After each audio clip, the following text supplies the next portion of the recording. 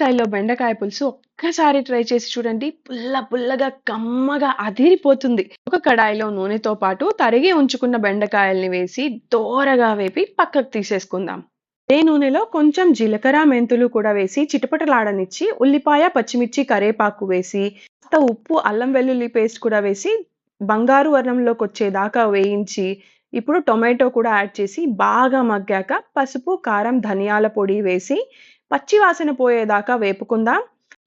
ఇప్పుడు ముందుగా నానబెట్టిన పల్లీలని, వేయించి పెట్టుకున్న బెండకాయ ముక్కల్ని, గుజ్జు తీసి ఉంచిన చింతపండు రసాన్ని పోసి నూనె పైకొచ్చేదాకా ఉడికించి కాస్త నీళ్లు పోసి ఉప్పు సరిచూసుకొని కొత్తిమీరతో గార్నిష్ చేసి మూత పెట్టి ఒకే ఒక 10 నిమిషాలు ఉడికించండి. కమ్మటి బెండకాయ పులుసు సిద్ధమైపోతుంది. అన్నంతో అయినా, రాగి సంగటి ముద్దతో అయినా కమ్మగా ఉంటుంది.